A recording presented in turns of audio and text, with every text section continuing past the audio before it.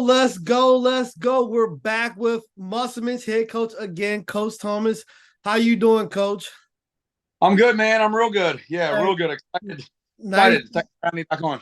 Hey, it's nice to have you again. We're covering you again. We love Musselman Appleman this year. You guys are doing good. I see you're coming off a hard fought loss, 10-6 in Morgantown, a grounded out defensive game, Coach. Tell me, how did your kids respond to practice this week? Coming off such a hard game, you traveled to Morgantown. How did your kids respond to practice this week?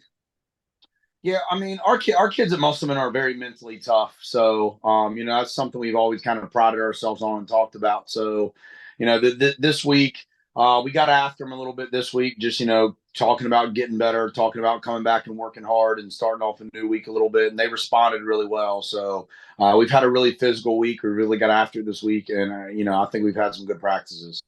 Musman, you guys are high on tradition, and we talked about it last time. We talked about the hammer, but I have a different tradition I wanted to talk to you about. How does your midnight practice starting the year off?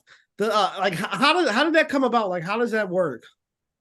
Yeah, so that was something that Coach Price started before I was here. They were doing back really since the '80s, and there were a few years that we stopped it a little bit, and the players were kind of like, "Man, we don't want to stop that. We want to do that." So they really like it and they really enjoy it. So it's to me as a coach, it's all about your kids. You want your kids to have a good experience, have a good time, and if they enjoy doing it, that's something that yeah, that's something we like to do. So it's just, I don't know. It's just, I think it's a cool idea. You're allowed to start that Monday morning, right when it hits Monday. So, we line up about 11:50 Sunday night every year. And right when that clock strikes midnight, man, we run that field and try to be the first ones in the state that get to practice. So that's pretty neat. You guys have come to be again a playoff team year in, year out. You're 2-1. Your offenses is clicking. You got things going. What is just the success that has kept you guys? I mean, because you've lost good athletes. You had Mm-hmm. Hartman, you had Wesco, but year in and year out, you just reload and you continue to win. What is the success that keeps Musman a great traditional program year in and year out? I think that's a good question. I think a lot of it is the leadership. We really preach leadership with our kids, and we try to give our kids a lot of responsibility themselves. I always tell the kids that the best teams that I've been a part of as a coach were the player led teams. The coach doesn't have to come in and police you. The kids can come in and police you a little bit. So, I think a lot of it's the leadership that our kids have that one class teaches the underclassmen, and then when it's their turn to rise up, they're ready for that challenge to teach the next group. So our leadership's been pretty key in trying to keep this thing going. You have a pretty tough schedule. Mm-hmm. I was looking at it, and you guys got Wars. I mean, Spring Mills this week, and right after Spring Mills, you got Martinsburg, and you got Cabell Midland, which you're traveling to. Do you have any like fear, like your schedule's a little too tight, or do you look forward to having that week in and week out because you're in EPAC, and EPAC is already a stout conference. Do you worry that you have a pretty tough schedule, or you look forward to just facing that every year? Well, so take you back in time a little bit. One of the first years I was head coach, not one, I was probably about 4 years in or so. So that would have been about 7, 8 years ago. We had a pretty easy schedule, and with all due respect, maybe I should name some teams, but I won't name anybody. But we had a pretty easy schedule, and we played some teams that really, we beat bad, but they really didn't make us better. They didn't challenge us. When we got in the playoffs, I sat there as a young coach, and I thought when we got in the playoffs, I was like, man, we're not ready. We're not ready for this caliber of football. We're not ready for these physical battles. So, I decided, hey, let's play Morgantown every year. Let's go pick up those teams. We played Wheeling Park. We just got done a 4 year contract with them. Right now, we're on a 4 year contract with Parkersburg. So, we played Bridgeport.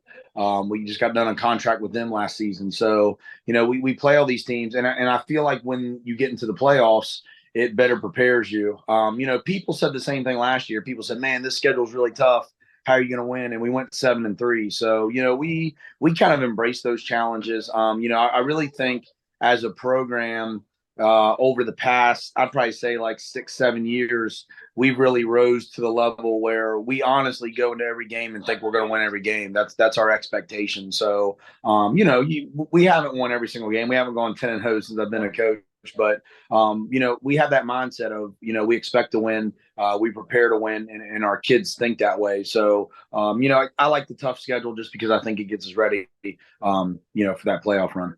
You say you expect to win, and you have been winning since you've arrived at Musselman as far as in the head coach.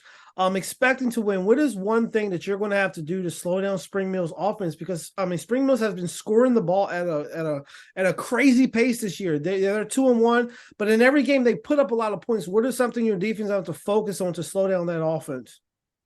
Well, I mean, it's cliche to talk about tackling, but it's true. If you don't get to the ball carrier, missed tackle is one of the biggest things for at all levels. You don't watch the NFL, you watch college, you watch high school. I mean, man, you even watch youth league.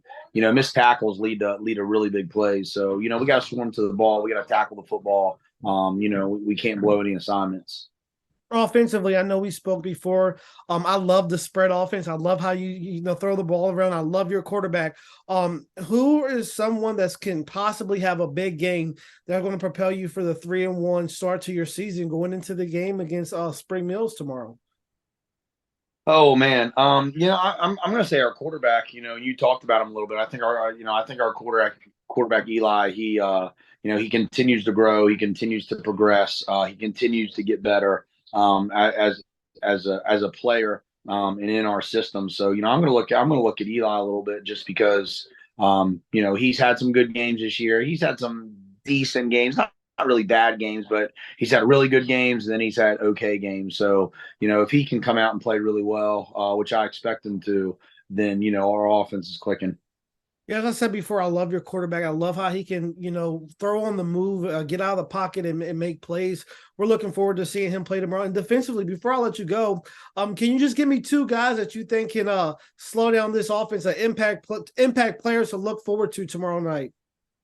Yeah, the first name's Colton Shelton. Colton's our leading tackler. I just did tackles this week for our team, and I was watching film and breaking it down, and I knew he's having a good season, watching film. But when you start tallying the tackles, he's got 35 tackles in 3 games. I mean, that's insane, and that's not, that they're legit tackles. He finds.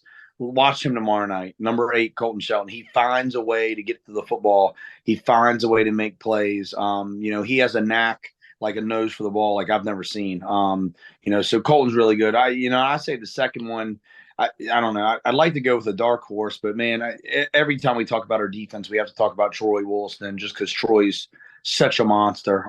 He's such a force. He just he controls a line of the scrimmage at that defensive lineman position. So I would say those two. Well, we look forward to tuning in and seeing those guys.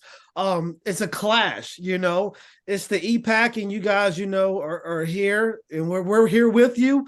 We just say all the time here at Home Team Sports, we want to see your kids succeed both on and off the field. Coach, good luck tomorrow, ladies and gentlemen. Make sure you tune in tomorrow, 7 o'clock, Musselman High School, Spring Mills High School EPAC game. We love to have you guys. We continue to have you throughout the year. The best of luck tomorrow, and we hope that you guys stay safe.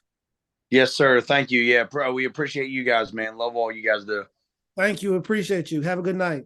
You too, bud.